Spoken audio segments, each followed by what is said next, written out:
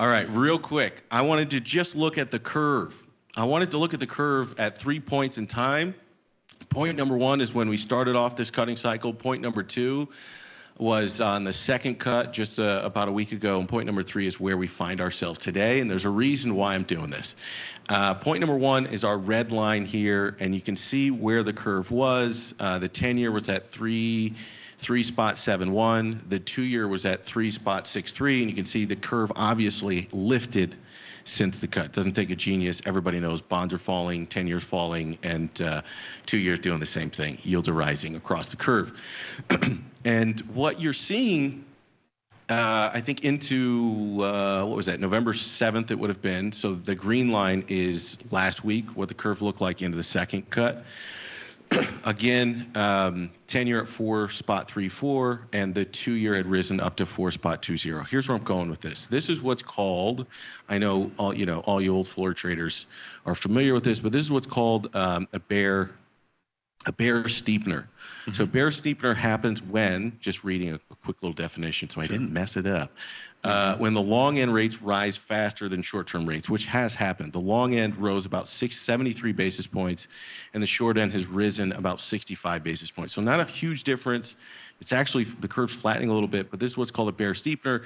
It can occur if investors expect higher future inflation or stronger economic growth, which would likely lead the central banks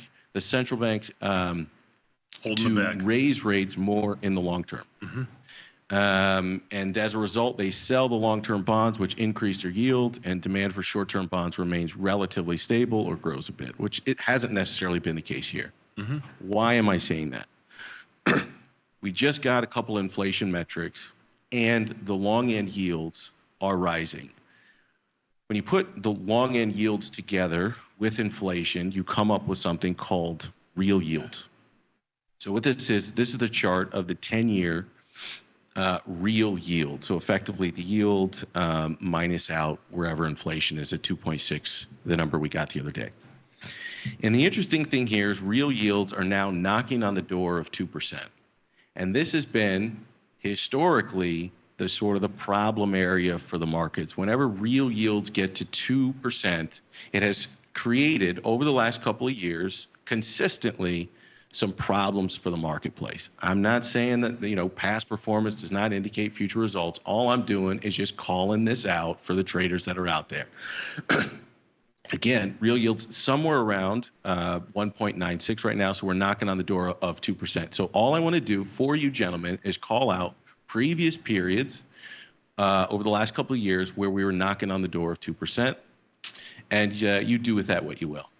Last time we were here was around April of 2024.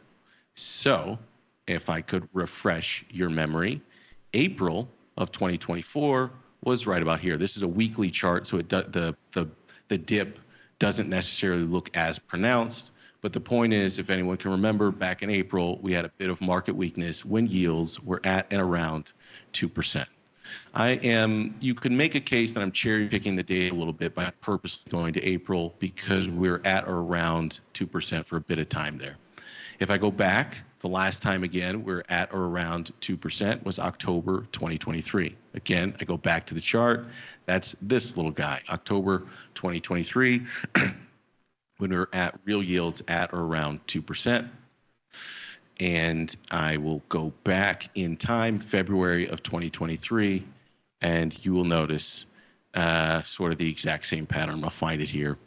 A little bit of weakness here as well. Mm-hmm. My general point here is that you have sort of two issues here.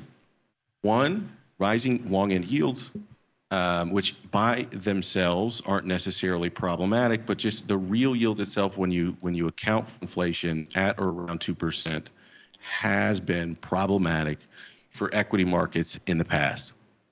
So what does this mean? Does that mean you go short? That's not exactly what I'm saying here. What I'm saying here is it's interesting what the Federal Reserve is doing. On each successive cut, you're getting lifts in the long end. You're not getting what everyone thought was going to happen, which was when they start cutting, all yields are going to fall, stocks go to the moon. You're getting this weird reaction where the short end is falling, long end is lifting, curve kind of steepening, and some assets doing well, like Bitcoin, for example, gold, silver. Your commodities are doing well through this weird sort of monetary repression period. And I think the more you see inflation tick higher, the more those yields are going to go higher. And I think 2% is sort of this magic number to keep your eyes on. That if inflation starts to tick up, you continue to see the long end yields tick higher, and then you sort of trade around that, and where you would start to see weakness on higher and higher long end yields. I know all of you. I'm going to stop in a second. I'm sorry for this big. No, you're doing I know well. all of you. Good. I like it. I know all of you as traders. Nobody's going, I got to get short bonds here. I get it. Who wants to short the whole as traders? I don't think any of us want to do that. I'm not either. I'm sort of leaning long deltas in ZB. My point here is this only breaks through one of two things. If the market's impression of inflation in the future changes, or if the impression of growth in the future changes. And if you have a president who is an incoming administration who is proposing tax cuts, who is sort of all kinds of tax cuts, and you have a trifecta, which means they can move their agenda, I would be really careful about trying to get on that long bond trade unless you see a material break in growth. This is really, I think, going to be an inflation trade. I don't think I'm saying anything that anyone doesn't know. When you see Bitcoin nearing 100,000, that's not just, okay, Gensler's out of here. We're going to get a new SEC chairman and we're going to get clarification.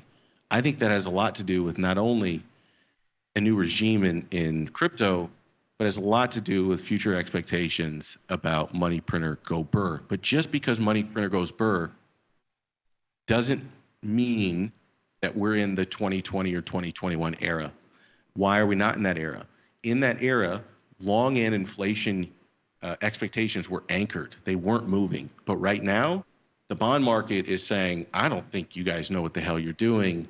I think inflation is going to eat up that coupon on this bond yield, and you can continue to see long end yields move higher the more irresponsible we are with monetary policy and the more irresponsible we are with fiscal policy. And at some point, I know it hasn't yet had an impact into assets, but at some point, I think you have to keep your eyes on the real yield at 2%, making itself known in asset prices. It hasn't happened yet, but I think the risk and reward is there. Okay, I'd like to say, I want to say something. First of all, I can't believe you didn't save this piece for when Sadnov comes back on Thursday. I'll come back next week and do this on Thursday, because you're basically saying exactly what he's looking at, right? I mean, he's long bonds. In his opinion, that's this kind of curve is what he's saying has to change. Okay, that's what he's saying with his position. So you really could have got on his good side, Vic. Yeah, that's would have been a good one. Well done. No. Excellently said. My buddy JC has been writing me now for days about this exact thing that you just spoke about. And I'll tell you what he wrote, and he's spot on. And really, it's summarized exactly what you said. Are yields rising because we have a strong economy, or are they rising because bond traders are concerned about inflation is coming back? Am I right? I mean, that's basically what we're saying, right? It's bond traders versus. Why isn't it both? Why can't it be both? What do you mean? It can be both. I think it's a combination of both. I think the market and rates specifically are saying that there's probably higher inflation. We all know there's going to be more money printing, and the economy's good. Why can't all those things be possible? Is this because Christmas time is coming? Right. Is that what it is? Is Santa Claus rally? Yeah, is that what this is about? Is that what it's about? I mean, I'll make the case for one more thing. People don't really like when you bring this, I'm the guy that, you flip a coin and somebody calls heads or tails, and there's one smart ass that goes, it's going to land on the edge. I mean, technically it can happen. That's you. My next thing I was going to say is you totally depressed everybody. So thanks for coming on the show. You know what I mean? Look, I just, I'm a prepper, so this is what I do. I go find things to be worried about. But I do think there's the inflation is going up or going down, growth is going up or going down.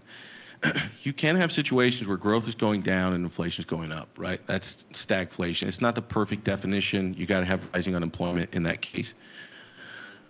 But I think, it's not binary. It's not everything's good. We've got growth and inflation's going down, or everything's bad, right? We've got growth going down and inflation going down because we've got deflation or recession. There is this weird middle ground where you have inflation that is a nuisance and a problem, and you have decelerating growth.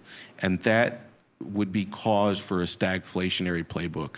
And it's not something we talk about. It's probably not something that anyone's talked about since you were trading in, the 70s, Mm-hmm. the 80s. Mm-hmm.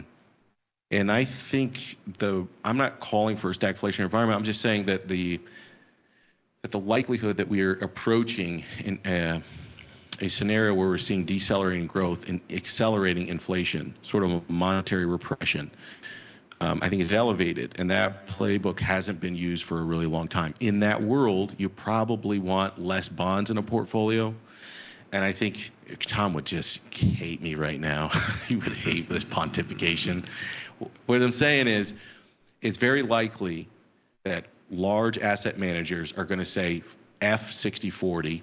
I don't want 40% of my account in bonds because they're toast if we're going to keep printing money like hotcakes. Mm-hmm. So instead of going 60-40, I'm going to go 60-30-10 or 60-20-20. And now I've got more of my money in commodities. And so I do think you could see a little period here. Real yields are higher. That should theoretically put pressure on gold. It should theoretically put pressure on silver. But me personally, because I think we could see this period, it will play out longer than usual, I actually would use those as opportunities to get long things like gold and silver and copper. Because even if we have slowing growth, if we keep printing money like hotcakes, you still increase the value of dollar-denominated commodities. And if people don't want to have as many U.S. treasuries because we're being fiscally or monetarily irresponsible, that continues to put a bid in commodities. And I think that's going to be a long-term story. It's not a short-term story. I went the long way to say this, that I think, you're seeing gold flip, you're seeing silver flip, and you're seeing a not so exciting copper market. But I wouldn't be so quick to throw those things in the trash. I'm personally using this as an opportunity to get a little bit long miners that will get cheap, and when the metals get cheap enough, I don't think we're there. When they get cheap enough to load up, that's my story. I'm sticking to it. 100%. But that scenario hasn't played out in years, and Nick's scenario has played out for years.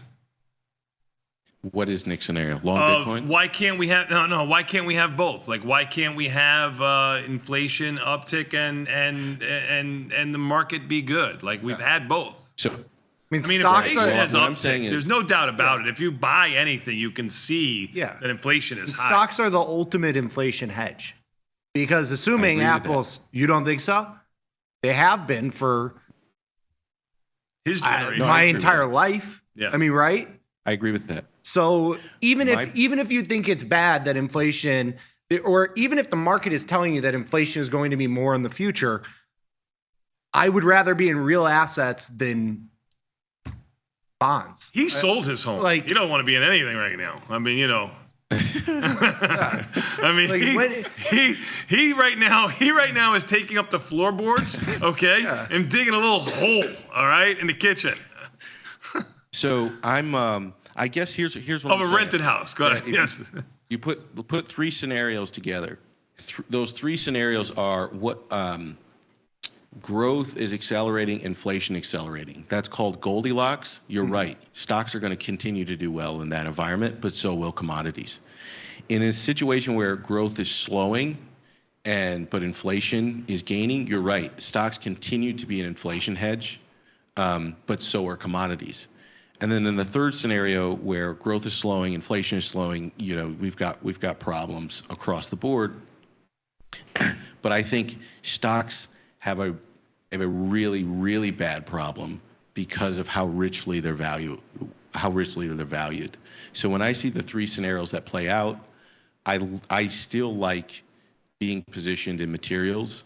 I still like being positioned in commodities because of the asymmetric downside in stocks. I don't disagree with you. I'm not saying get paired up on stocks necessarily. I'm just saying, given the scenarios that could present themselves, I'm making the case not to throw commodities in the trash just because we've had a couple of bad weeks in gold, a couple of bad week in silver, and copper can't get off the map because weird situation in China. That's all I'm saying. That I'm using this as an opportunity, mid and longer term, to scoop up some of this stuff. That's my point. I don't. Hey, you presented a compelling argument. I don't know what else to say. You also have markets at all-time highs. You got bonds at relative lows. You've got the perfect storm for it. But volatility is 1540 in the overall market. Volatility is telling you it's smooth sailing. The only thing that changes this is if the Trump administration comes up with a budget in February through June, whenever they come up with a new budget, and they say, surprise, we're not going to spend as much as you guys thought, and we're going to cut more than you guys thought, and we're going to actually put a responsible budget in front of all of you. That sort of changes the entire picture, but I don't know if that's what we get on their first budget. I'm not sure if that's what we get. You flipped your cards on election night anyway. Who cares what you think? Does he even get to vote anymore? You don't even get to vote, right? I can vote absentee. You can? I thought you have to. What are you guys talking about? I didn't give up my U.S. citizenship, people. What the hell's, In the court of public opinion here, when you flipped, you did. Okay, just so you know. Okay, you tell me. You go get yourself a Singaporean wife and see how long you can keep her in downtown Chicago. I'm going to try to get two. You kidding me? Go see how that works. Good job out of you, Vic.